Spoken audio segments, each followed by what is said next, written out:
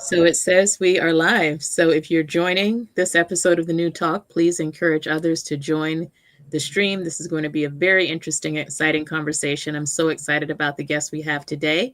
And I'm just going to start by telling you a little bit about him. First of all, I'm DePelsham Magruder, the founder of Mob United, and this is our November podcast episode. And we're so excited to have Dr. Brandon Nicholson with us.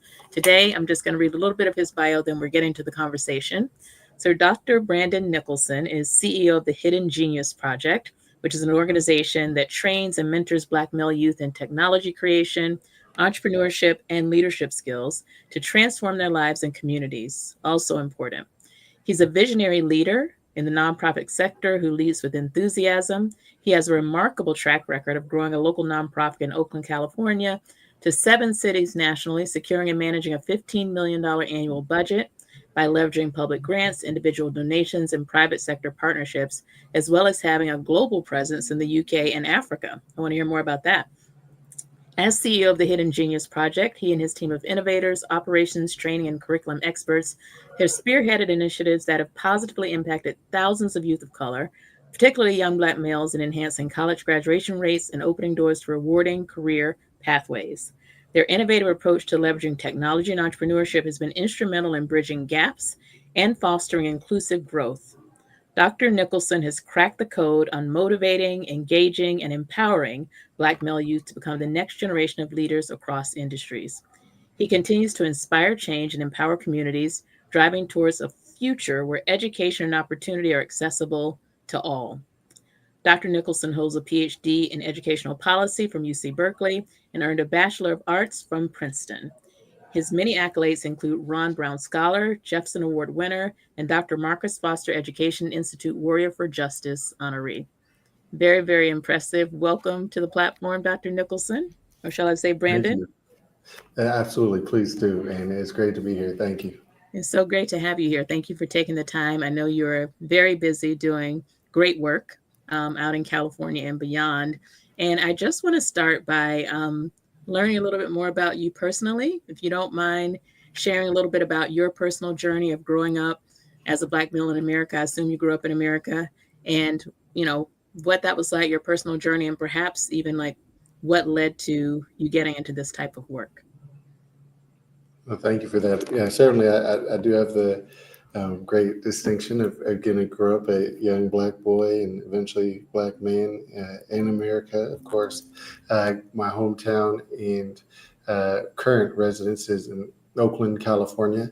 And Okay. so I would definitely say, that the town raised me, but definitely I hope to think I'm a child of the world now and gone through a few iterations of passports. So, trying to, put a good dent in it. And even though I'm definitely a town baby, I love to move around. So I like All to think right. I'm a You student. represent the Bay Area worldwide. No, I appreciate it. Exactly. But yeah, I grew up with, early days, two parents and then kind of, I think if I had to shape or give a headline for what my experience has been and how it brought me to this point is, I grew up with two parents who deeply, not only I think appreciated and valued education because I think so many of us do, but they were, I think, dogged in their determination to make sure that there could be impact and equity Mm, and access to opportunity, not just for myself, but for our communities. And so I grew up going to PTA meetings and school district meetings and participating in, offline campaign meetings around getting access for Oakland schools. And so, that was a huge part of my upbringing as someone who actually would become a fourth generation, post-secondary education student or college student. So as someone with parents, both of whom consider themselves identify as Black and of course have descendant lineage of enslaved Africans, finding myself being in the fourth generation is pretty, I think, remarkable.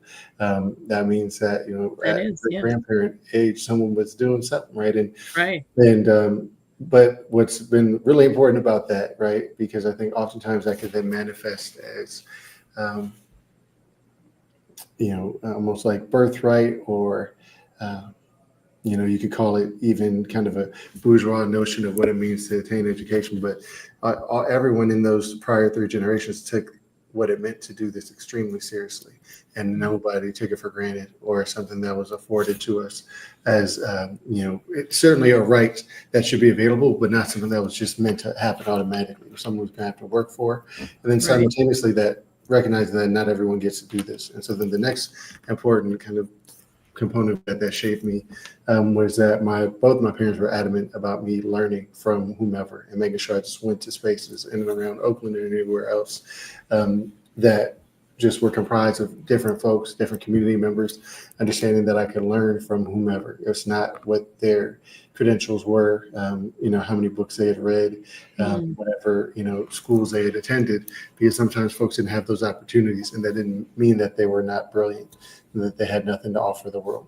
And so, they were putting me on the bus to play baseball in West Oakland and basketball in East Oakland and commute to North Oakland and just figure things out, right, and figure out how to truly understand and humanize and respect people. Period.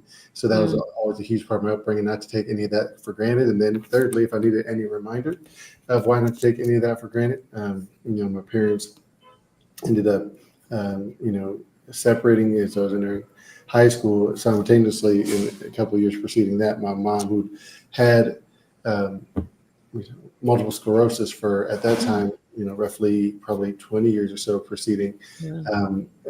that point in time, and she would live for another 30.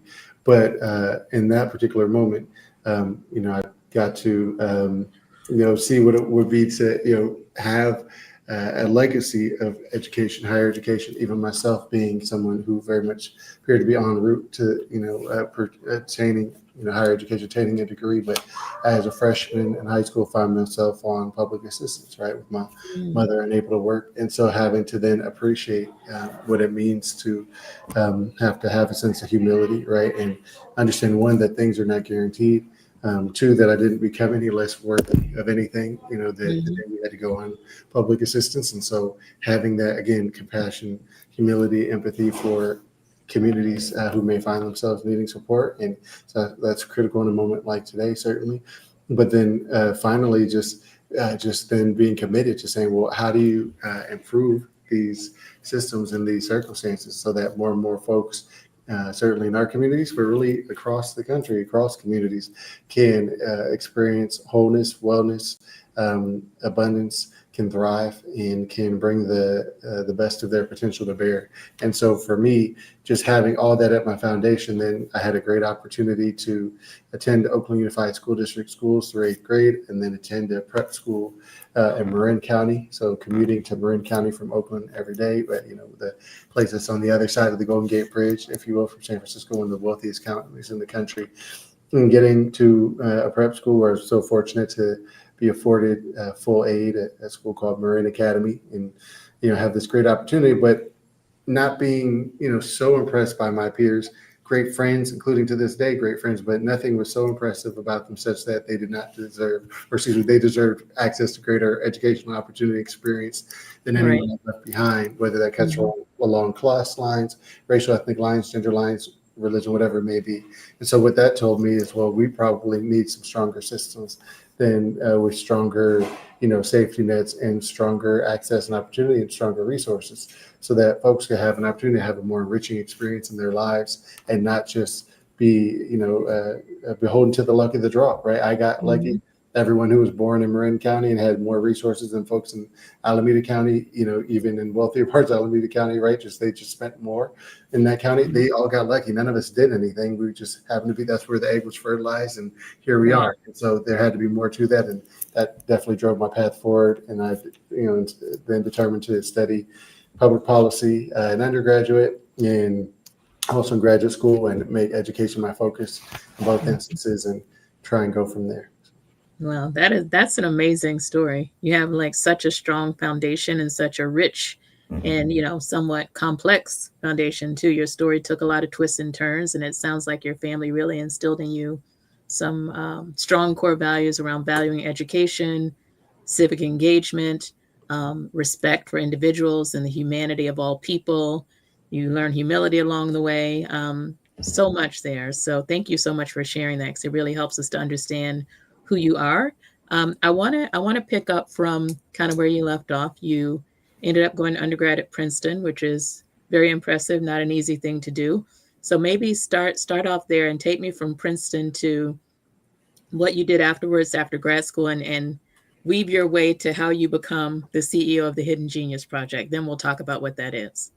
Sure. Yeah, I think, just Princeton was such a phenomenal moment for me, not because of the prestige of the university or even just the seemingly endless resources that are available there, but it was Mm, just an important place for me to understand what mattered to me the most and who I was going to have to work hard to be. I went there as someone who applied under academic merit and had funding and academic scholarships to support me, and simultaneously fancying myself an accomplished basketball player at the time, and hoped to play there, effectively sabotage myself to force myself to walk on.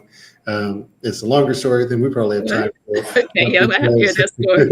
well, I'll just say, just because what I really wanted to be able to say to myself and others, that I was able to get in and attend because of my academic and Right. holistic record, right? And my Okay. basketball skill. But my 17-year-old brain, I guess if there's a message to moms and other loved ones of Black boys, is we have to find ways to get folks to talk through their plans, right? Because when I look at Yeah. my 17-year-old self, I said, well, look, if I just effectively sabotage my recruiting process, I'll just get in on my own, then I can go. And that's one way to do it. What I'm saying, as 25 years later, I don't know if that's the only way to do it. It's like, look, why don't you just take the admission, you figure it out from there, or Right. Yeah. if you really want to do this, and let's make sure you're telling your coach in lockstep kind of what's happening. So I didn't talk to the coach for almost a year, because I was like, yeah, that'll probably be enough time, including Oh, wow. 3 months after I accepted the enrollment, right, the package Hmm. at Princeton. So what it meant is, by the time I got there, I was walking on like way down the depth chart, way down the list. There's phenomenal athletes, so many guys better than I was who were there.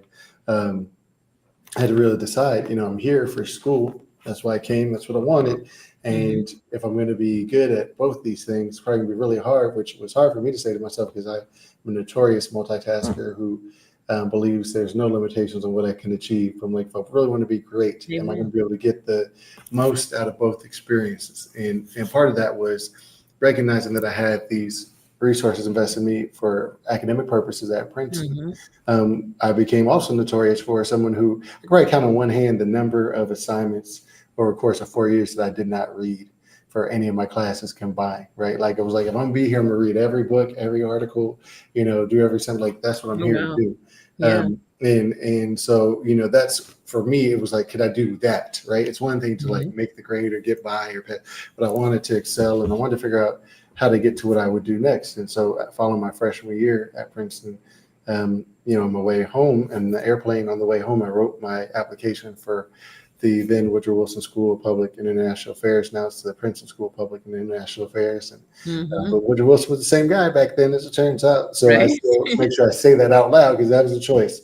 Yeah. But Yeah. you have to apply to that impacted major in the spring of your sophomore year. So I just knew it was what I was going to do. So I wrote it. I hand wrote the application on the plane home from Newark to San Francisco, to Oakland. And just put it on the shelf, typed it up, submitted it, got into that school. And that same, actually, summer before my sophomore year, I realized that the folks who ran policy think tanks, by and large, tend to have a doctorate degree. So I Okay. said, well, clearly I'm going to go towards a PhD. So decided that before my sophomore year, and then just got on that path.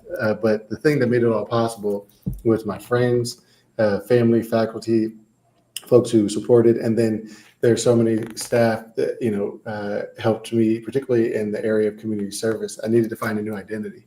That was the point I Hmm. mentioned in the basketball piece. I had to figure out Hmm. who I was and what was going to carry me forward, particularly being a fish out of water, coming from Oakland, thinking I had been around some money because I'd been at Marine Academy, and we had folks who were billionaires even, right, who are at that space, but it's new money and old money. I didn't know that difference. I just heard Okay. that thing before till I Yeah, got to yeah. Princeton. We're You like, oh, get to the East Coast, you're y'all like, just do okay, this this is just where the money is. because, like, it's Yeah. yeah, exactly. It's just because we've done it. You don't care about my feelings. You don't need to take a assessment, right? We're not going to soften anything. And so I had to really understand, what makes me tick, what makes me feel strong and confident and valuable.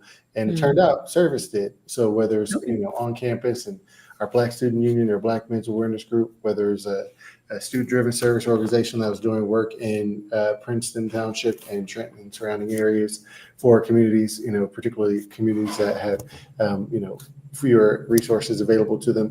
And that just made me fall in love with being there, with the space, certainly the friends I had, and then with the university, just being able to have those opportunities, going on Mhm. international service trips, studying abroad in different languages and all these things was incredible. And so, those are cherished days for sure for me. And then going into then the doctoral program, I wanted to come back home, not back home necessarily to Oakland, but I wanted to come back to California. If I was going to be writing a dissertation, I figured I needed some good weather. And Okay. so I'll never forget, I don't know it's if the weather in the Bay Area is that great. I prefer Southern I California mean, weather. listen, it snowed on April 1st, my sophomore year at Princeton. That was the worst April Okay. Fool's prank I ever saw. And I'm like, no, that's not what it is. So That's not I it. wanted to come Yeah. home and be able to write in 68-degree weather, 71-degree weather, and that's fine for me. Okay. And so I only applied to school in California. Ended up choosing between Berkeley and UCLA, and it was Mhm. a really tough decision, but just Berkeley by a hair after actually missing the deadline to let them know when or where I was going. But just wanted to continue to dig even more deeply into education and just opportunities for our communities to access Mhm. more resources and really about manifesting the potential of just who our young people are, who our communities are. I think that's why eventually the Hidden Genius Project will become so important. I had Right. mentioned having scholarship support, to go to Princeton, and one of those scholarships was the Ron Brown Scholar Program, and Mm. uh, this scholarship program for students of African descent entering post-secondary education, and they wanted to build a lifelong network for social change under the mantra, the value of one and the power of all. And so that became so critical and such an important part of my life, not just because I got to go to undergraduate with that support, but also because two of the co-founders of the Hidden Genius Project were alumni of that program. So we became the corporal Oh, manifestation of that mantra, of that master plan, if you will. Two gentlemen who were not from the Bay Area, but had come here to work and build for-profit entities and wanted to pay it forward and help our communities manifest their potential, particularly as it pertained to technology, entrepreneurship, and certainly their creativity, and wanted to create those, not just access to skills and pathways, but also the networks and just experiences young people would need to then position themselves to be able to contribute value in the world. And so that was really it. That was the origin of the Hidden Genius Project, which did not have that name at first.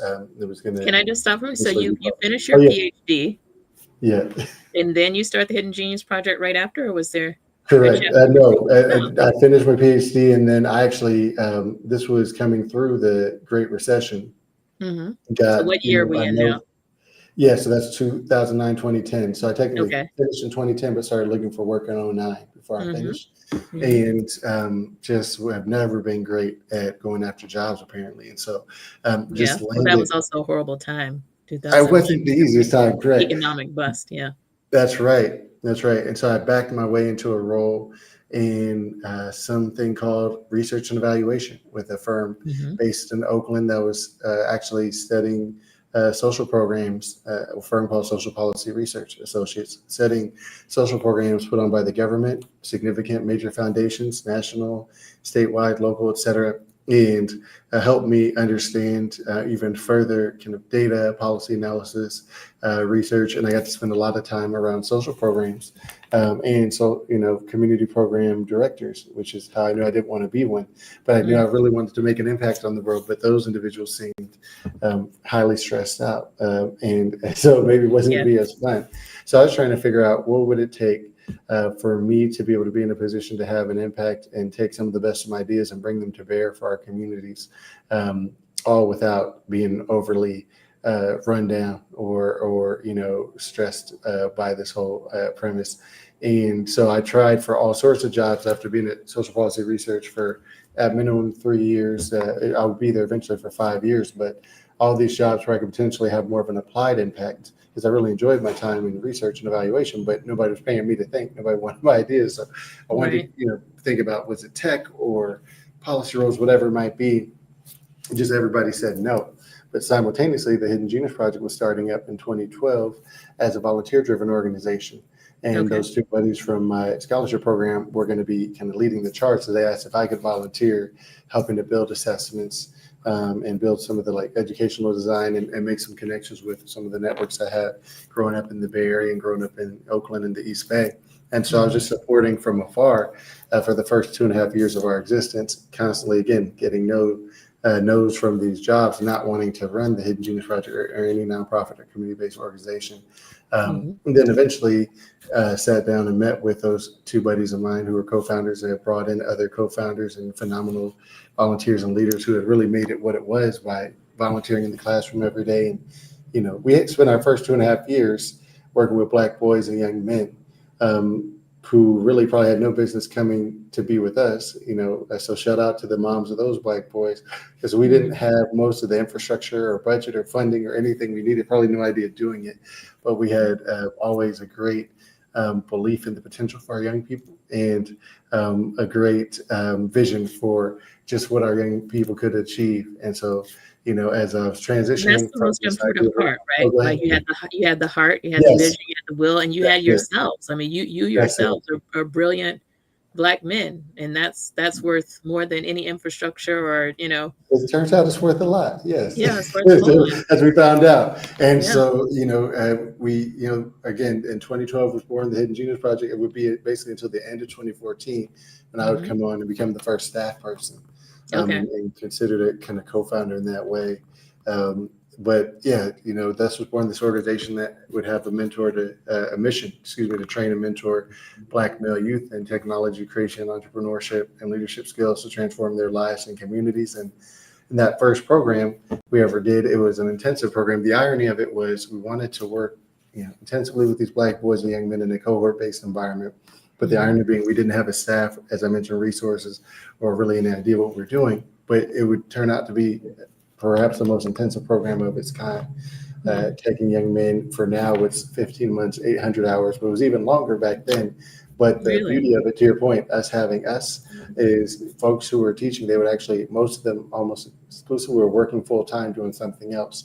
And so Mhm. would take like a lunch break or just shift their schedule up or back so that they could teach young people for almost an 8 hour day, just so they weren't, we would rotate, right? So folks would teach for an hour or 90 minutes and then they go Mhm. back to work or start work or end work, whatever it's going to be. And it's a proud legacy, just whatever we needed to do to support our communities and wrap around. And, so now, it's been, over 13 years since we started. And thankfully we've got, full infrastructure and all those things. But that heart for the work has never changed. And our unflinching belief in the potential of our young people has never gone away. That's amazing. It's a beautiful story of organic growth. And just, you've given a few elements of what it is, but just for people who Absolutely. are not familiar, just tell us what is the Hidden Genius Project? You've mentioned cohorts, you've mentioned young men, you mentioned teaching. Like, can you just break it down, like, what you're Oh, doing?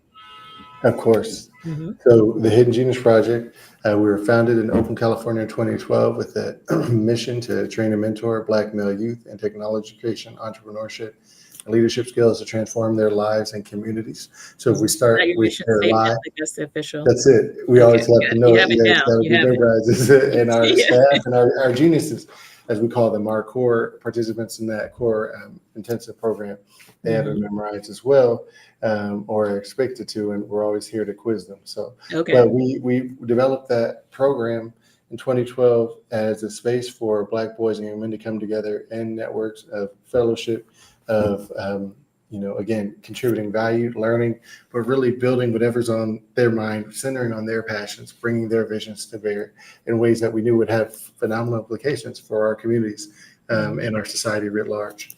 And so with that, we built a model where we work with these young people holistically. They're Black boys and young men in high school.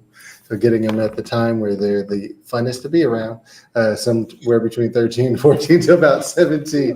I have But a recently turned 14-year-old. there you go. And I'm sure Turned it's 14 joy. yesterday. 13 was not a fun Oh, time, happy so birthday. I'm hoping 14 will be Listen, better. there's a reason we have to pay these people to do this every day. They love it. They love it. But making sure we build this environment for them to learn the fundamentals of computer science, business entrepreneurship, build their own capstone projects and different technology areas, gaming, application, mobile application development, web. We're doing, a good deal of work in AI now for the last artificial intelligence, right, for the last Yeah, four we have to years talk about plus, that. among others, absolutely. That gave birth then to, as we built, that's like the core, that's the middle of the concentric circle, kind of the center, the epicenter of all of it. But over time, we build activities. There's this transform their lives and working with them holistically and taking the things out of the way that could get in the way of their achievement, getting to and through our program, getting to high school graduation, getting to the next step, post-secondary, college, employment, et cetera. We built a program that we wanted to hold those young people in the same way the Ron Brown Scholar Program had held us without the curriculum, but this lifelong vision, right? Yeah.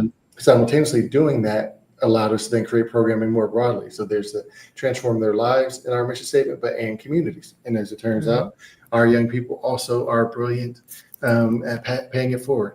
And so we built a model to start training our alumni of that core program as youth facilitators so we could deliver programs in the community and more broadly, literally across the world for young people across gender, race, ethnicity, and age backgrounds, but having our young people facilitate those programs. So So the young men who have been a part of the program, been that's a part right. of a cohort, they then go out into the community and teach some of the same skills. That's Is that it. right? That's it. Okay, And paying that's it forward. amazing. And they found themselves with all girls programs, programs for kindergartners and first graders, programs for young people who are, paying full tuition to go to a private school and enrichment program, folks who are on public assistance, literally at public housing, right? And everything in between. And what it demonstrates is, how a rising tide lifts all boats. We have this, again, unflinching belief in the not just the potential of our young people to do good things or to achieve or to make the grade, but what we find is that they're phenomenal leaders, that the number one reason to do this, the number one reason to leverage and deploy a broader sense of imagination and possibility with respect to making investments in this Black boy population among any others is because it truly does have great benefit for all of us. Sometimes we even have decent intentions but still somewhat limited imagination, and I get it. Sometimes it's necessary. We have to say, look, we can invest in this way or experience the challenges in that way. That if we don't invest on the front end in their education and their employment and their wellness, then we'll experience the cost socially and all these things and they'll Yeah. manifest. But for us, it's so critical to be assets based. And I tell you what, if your son, had just haven't turned 13 into 14, walked into the room and you're introducing him to me, and I sat him down and said, "Hell, well, we're better off just making sure you don't get arrested or you don't end up on public assistance or XYZ. You're gonna, otherwise you're gonna be an extreme, burden to us from a cost." But like he'd be like, "Mom, why'd you bring me in here?" Like I Yeah, was that's already not a great cool. pitch. That doesn't make you That's feel it. great, So right? Yeah. thousand Do you percent. find So programs doing that with young men? Like, some people position themselves that way and how they speak to them about why they're investing in them? So oftentimes it's not that we say it to them directly all the time, but a lot of Yeah. times we don't give them credit for having, ears, eyes, mouths, intuition. Where they're like, Yeah. "Well, I know how you're talking. I saw the YouTube video where you just said Right. this. You Maybe weren't speaking to me, but you just said it's it to on the the group." website, right? Right? Exactly. Yeah. Exactly. You said I'm barefoot and toothless, and who That's knows not where funny, my but next move, right? But yeah. that's a lot of how the messages get conveyed. So for us, it That's was so deep. critical to say, look, that's why we had them memorize that mission statement. One, don't forget why you're here, and two, don't forget why you're here. Like this is your potential to transform your life and the community. And the community could be somewhere down the street from where you live or where you grew up. It could be in the UK somewhere. It could be in Senegal. Mhm. It could be in the being in the UK and reaching Syrian refugee girls as we have in the programs, and you didn't know what Syria nor a refugee was at first, but Right. you're their conduit to understanding robotics or to understand, the basics of programming or whatever it's going to be. Like you're the great delivery system for this. And not to mention, there's already data and precedent that support this, whether you're looking at the culture side, social media, the fact that our young people in our Black communities, certainly in the US, but even globally, are the noted, global early adopters of tech, also the most Hmm. willing to teach other folks, and then being quite entrepreneurial and how they produce content. So even a lot of times we're like, well, we don't just want them to be consumers. Well, many instances they're not, but a lot of times what we need are networks and pathways to then get us to understand how we can have more opportunity. And so we have so many of our young people who are building awesome things for themselves and their families and their communities, but also, again, just doing tremendous work more broadly. And there's just countless examples of how that manifests. And it's not just then just a few Black boys who get to benefit from that. And that would be more than plenty, because anytime a few Black boys get to benefit from some investment, that is a wonderful thing. And that having been said, it's having exponential impacts, I think, on our communities. Yeah. So let's back up and talk about the name itself. You've said a lot that I think speaks to this, but the name of the organization is the Hidden Genius Project. Tell me about why that name and how it came to be.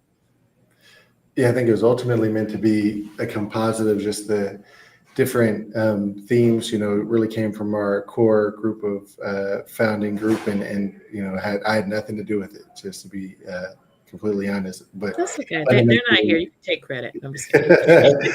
fundamentally, wanted to make sure we elevate and amplify the potential and the genius of these young people, and of course, just make that shift. Right, we're talking about being assets based. Like, just to be able to look at these young people, to be able to speak either directly to them, to be able to speak about them from afar, to be in situations where we know they can be a lot. You could say things like, man, 13 was a lot. I hope 14 is better. All those things to be true. You have to say, and guess what? You are a genius. You're a genius. You're a leader. Right. And so what we're here to do is, whether you can see it, whether others can see it, whatever it is, to whatever extent that we find that it may be hidden in our communities or for our communities or folks who perceive our communities as not possessing that genius, we're here to make sure we reveal it, and that it's an ongoing, right, struggle and ongoing undertaking, right? It's a dynamic process, and that I think the project piece belies that it's work in progress Right. all the time, because we're cultivating leaders, I think, for a lifetime, but also because also those leaders, again, are cultivating new leaders. And so there's the idea of just the kind of generational, multi-generational, longitudinal aspect for the individual, but also our communities. And so it just, I think, all kind of stuck together. Each individual kind of founder had some piece that was really important to them, and you put it all together and you end up with a Hidden Genius project in someone's kitchen somewhere, Yeah, but that's brilliant. um, It's a wonderful yeah, title because their talents are thank you. often hidden. Like we know they have them, but the world, you know, doesn't give them credit. Even if they display them, they always don't get That's it. credit for their talents. So that I would say it aligns very well with the goals of Mob United. One of our pillars is to change perceptions because many people have a negative perception of Black males. So we're trying to shift that perspective by lifting up positive narratives, showcasing their talents, their dreams, their aspirations, showing them as fully human. All of that is so important. It's critical, and thank you for doing that work. It's so important. And you all have been around now, for more than a decade. What are you most proud of when you look back over the past decade plus? What gives you the most joy when you think about this work and what you've accomplished? Oh, really? It's easily the young people. Just the experiences they've been able to, have and build and share.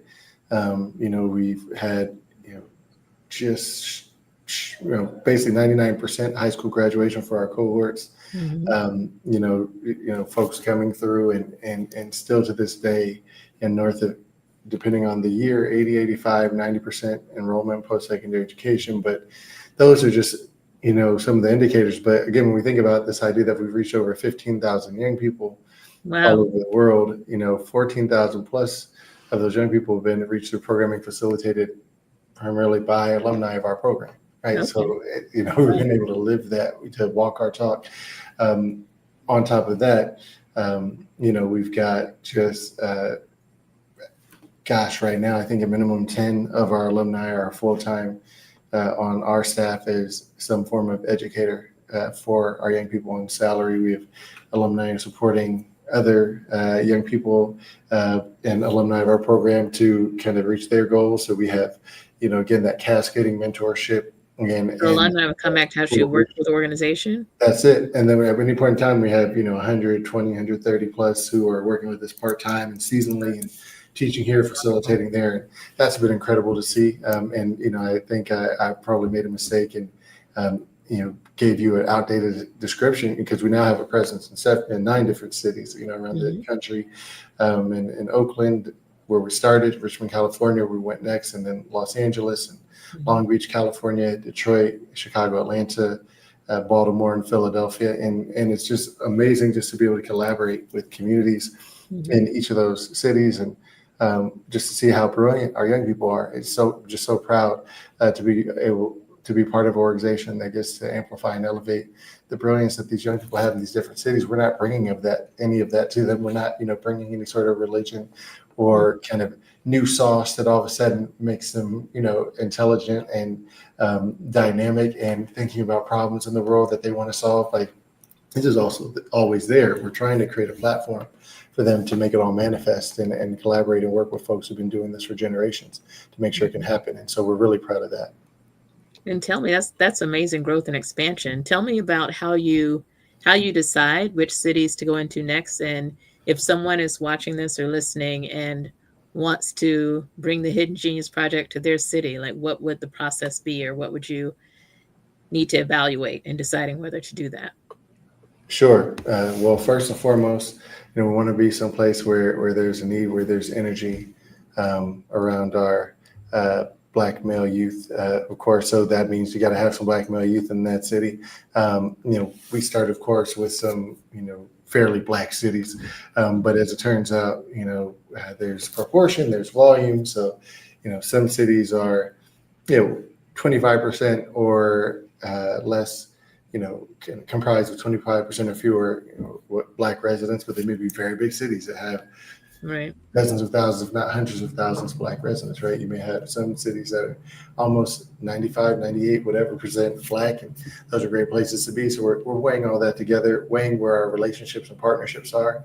Certainly from a community standpoint, where can we plug in? Because we can't just pop in. And again, we're not bringing religion. We're not crusaders, And so we've got to be able to come in and link arms with folks who are already doing this work. Everywhere we are is everywhere. And not we, the Hidden Genius Project, but our communities, Black boys, et cetera. Everywhere we are is somewhere where some great work is happening, where people care, where people are sacrificing and making things happen for our young people. So we need to make sure we're able to build relationships with folks who are doing that and make sure that there's alignment in terms of the need, in terms of our mission, in terms of what's possible. But we're extremely, excited and proud to have, What's an opportunities to example do of that. an organization you partner with in a certain Sure. city?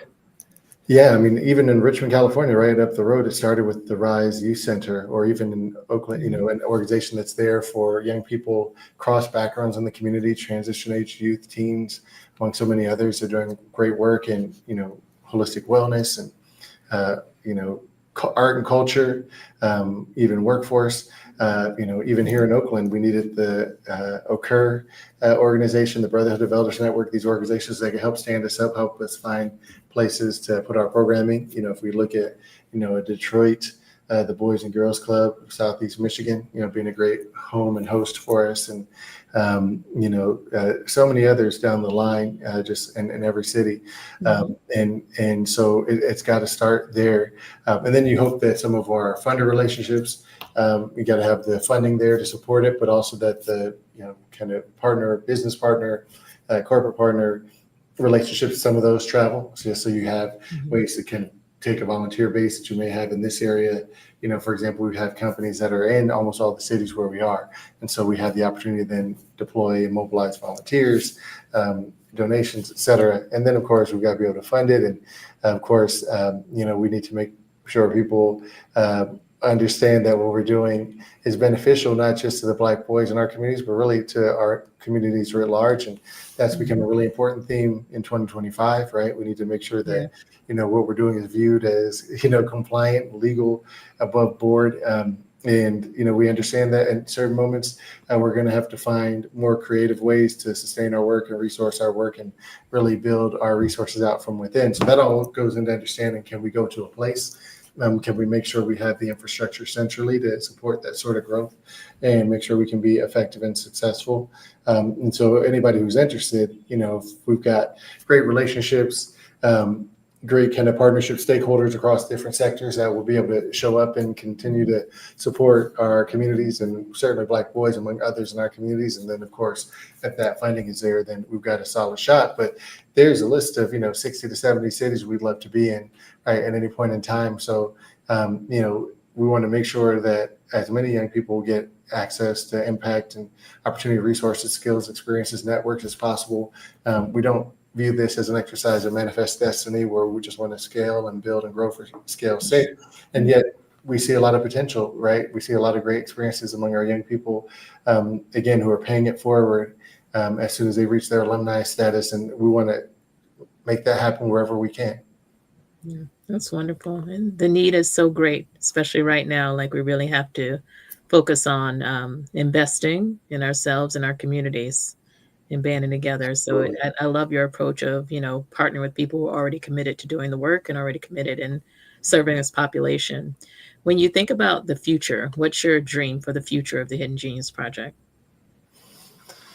I mean, the biggest thing is that I just hope and work every day to make sure we can realize our potential and our vision, just to continue to be a leading organization, and not just, again, for Black male youth development and Black male youth leadership, but then we've now, having done it for over 13 years, realized like we've got a lot to offer communities writ large. We have a technology center in Oakland at our headquarters here that young people of all backgrounds come to after school to leverage, our recording studio and VR equipment and video production equipment, game development equipment, animation stations, 3D printing, et cetera. Like, there's a way that we work and position ourselves to really center the interests, the passions of our young people first and foremost. That's really what we need to do for our population, so they feel seen, safe, heard, et cetera.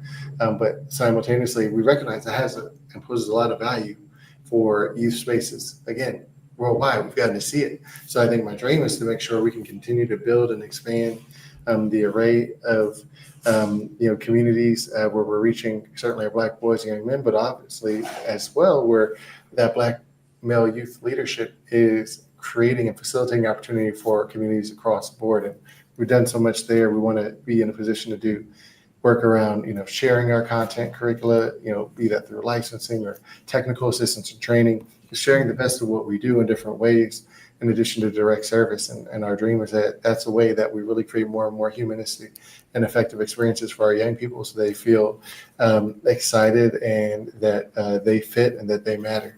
And the same ways that we're working really hard every day to make sure that the young Black boys in our core program feel. Wow, amazing. You share so much about the work. How is AI impacting what you do? Like, you're focusing on tech, and you mentioned animation and computer science, and I think there's a great fear that a lot of the human work that goes into those things will be eliminated by AI. Yeah. What's your view on that, and how are you addressing it in the program?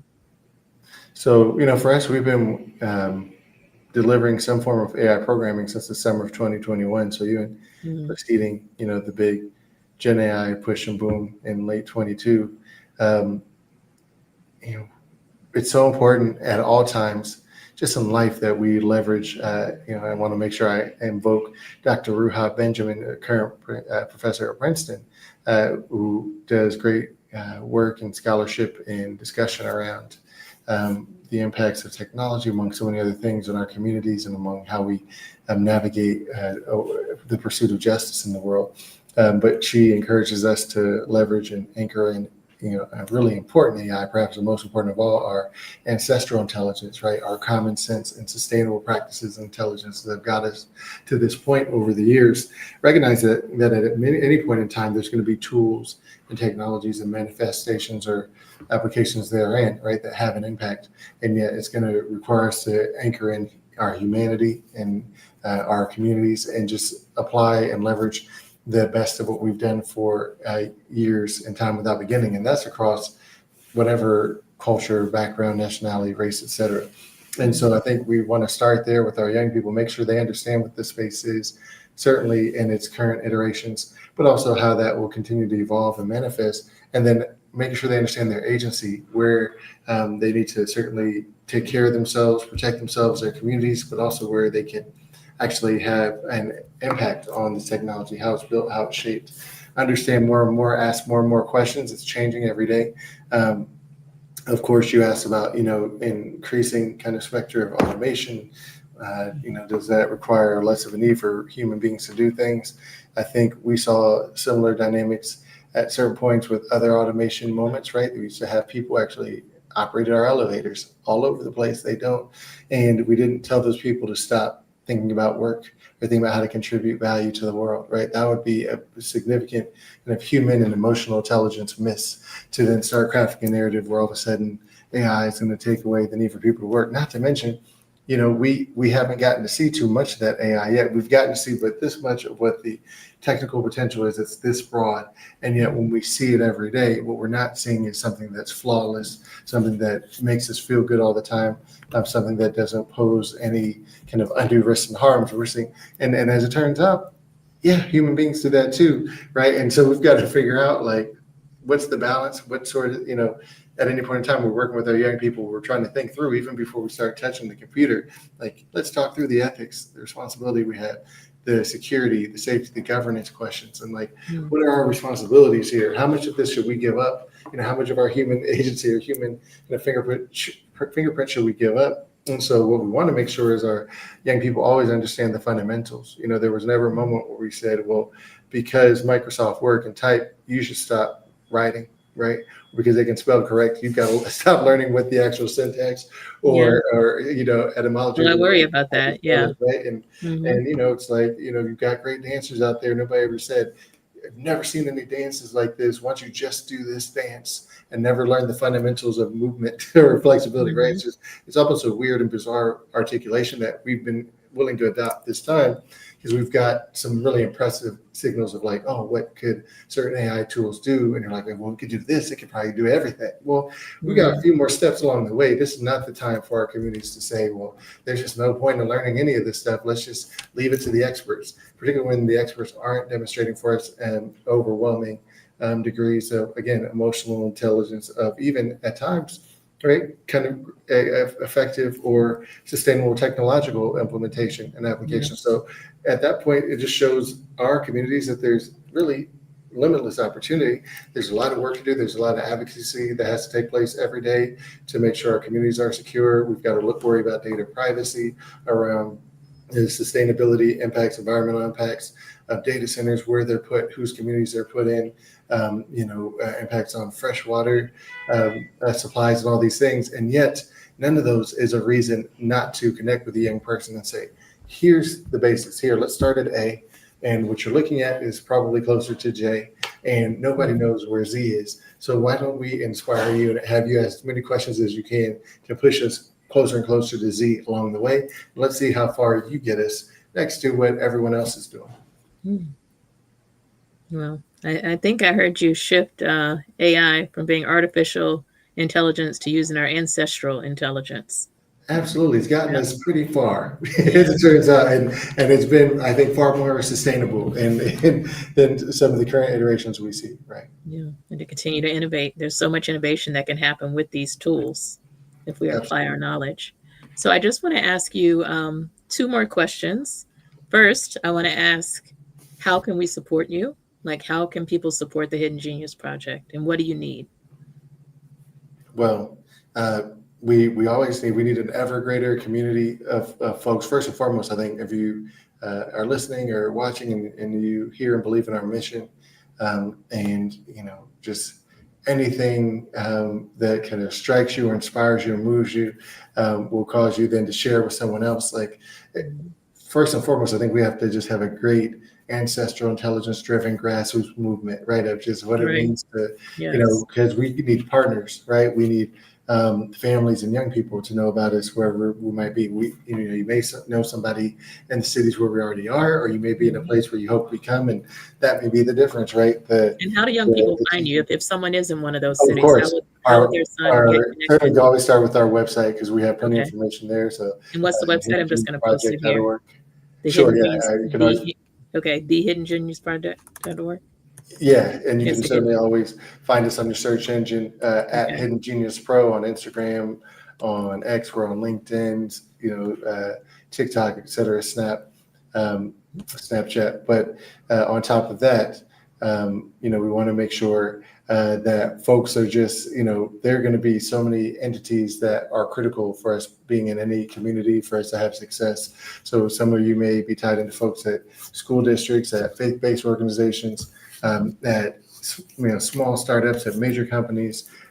Some of you may be funders, et cetera. What we need is our networks to really, we have to be our own superheroes, right? For folks who care, we may not in this moment in time be able to leverage all of the traditional channels and avenues where we can just apply to this thing, submit to that thing, submit to this public fund, submit to that process, because we didn't even know what a risk review was, a legal review was before 2025. Now we've got some of them happening around our field trips, meaning companies have to send our application to general counsel just to see if we can come to their campus. So what that tells us is we do have to lean on then that legacy and multi-generational legacy of determination, of resilience, of creating opportunity, and not just for the Hidden Genius Project, for all of our communities and entities doing phenomenal work that's so meaningful for our young people. So folks who feel that level of movement, activation, there's something, right? It could just be telling one person. It could be,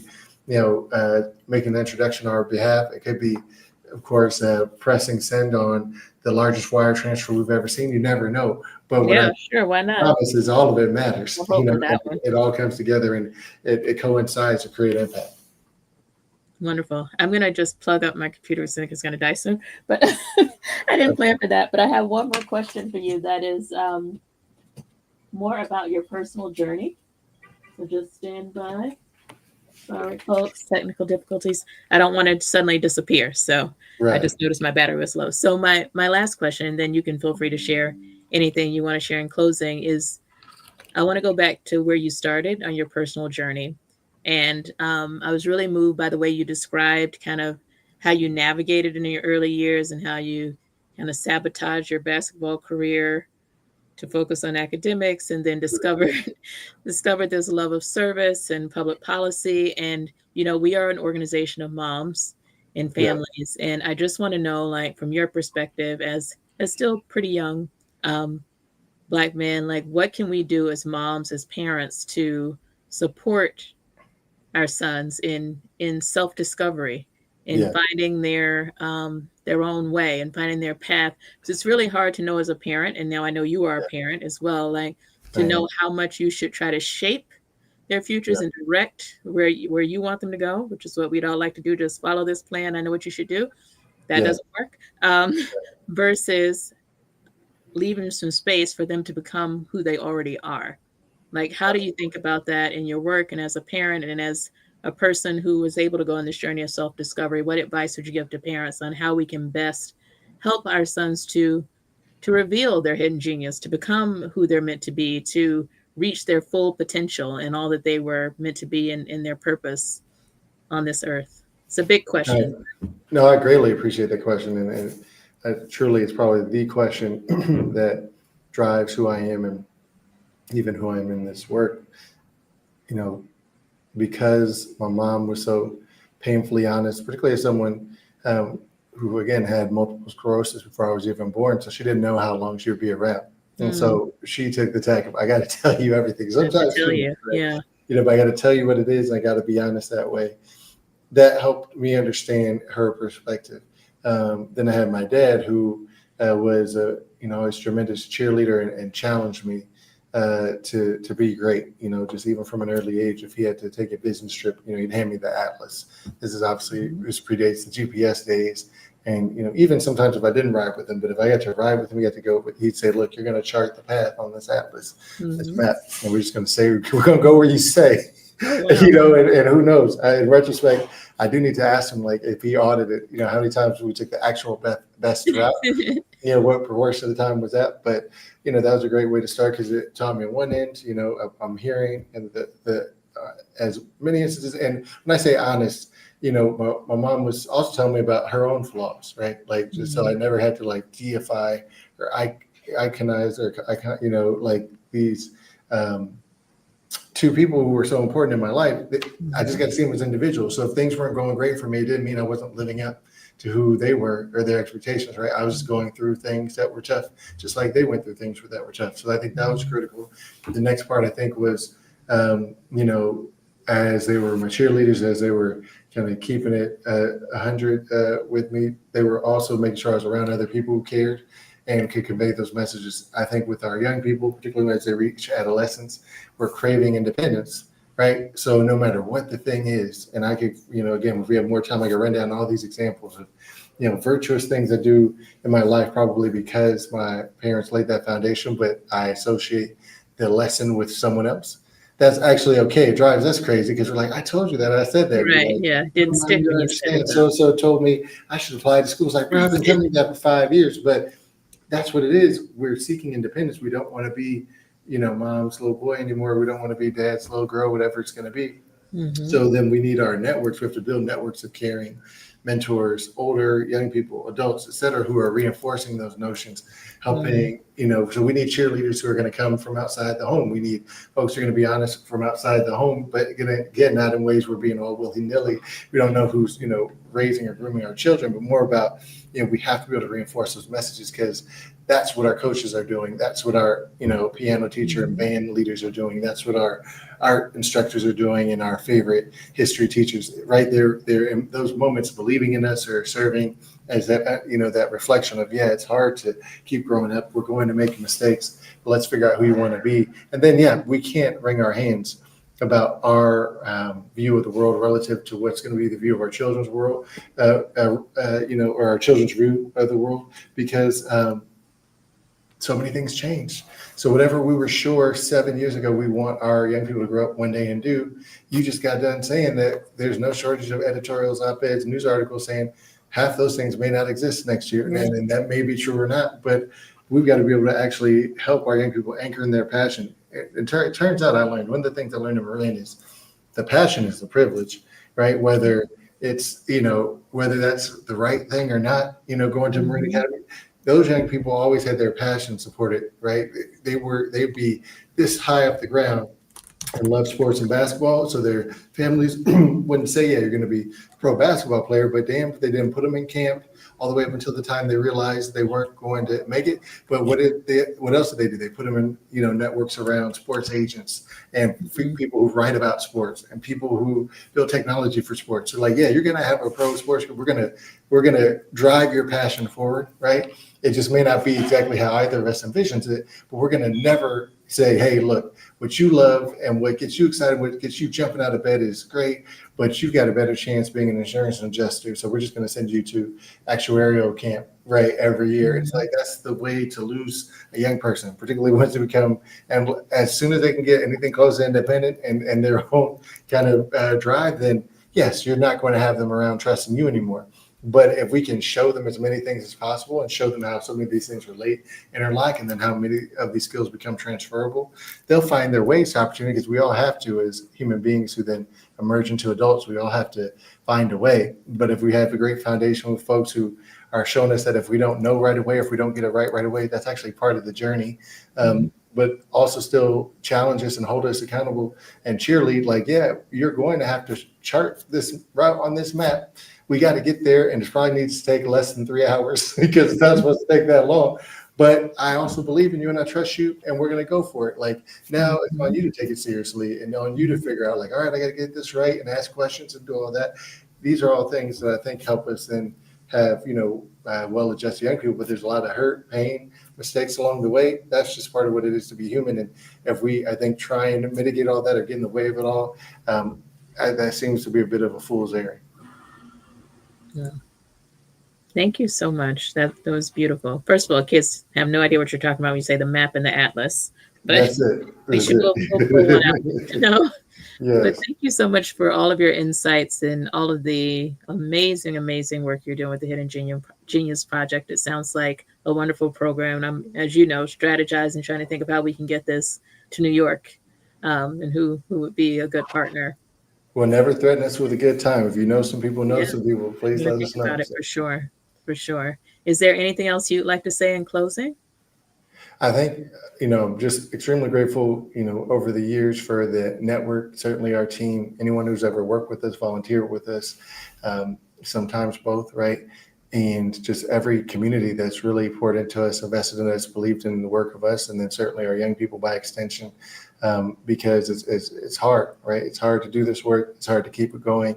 We're in a moment in time in which, again, not everyone is equally invested in it. Make sure we can sustain this work, and yet there's so many people are. There's so many people literally around the world who are just willing to pour in whatever they have to make sure this can happen.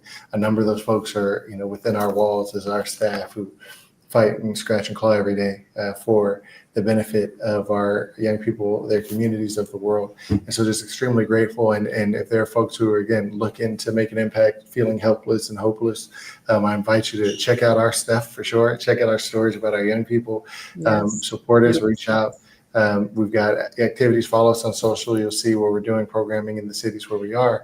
But yeah, be part of this network because there are great things happening. We're hardly the only ones. And just seek those folks out, support them as you can, because so many of us have not given up. So many of us are not going to be just told no and just going to take that lying down. And so we just want to join arms with folks who feel that similar level of passion. Thank you. Thank you very much. And we want to stay in touch with you and continue to follow your journey and support you in any way that we can and just appreciate you so much. And congratulations for all that you've already achieved and all that I know you will in the future. Absolutely. Thanks. Same to you as well. So just keep on keeping on. We will. Yes. All right. Bye bye, everyone. Spread the word. Share this link. Encourage others to watch and learn more about the Hidden Genius Project. And we will see you again soon. Bye bye.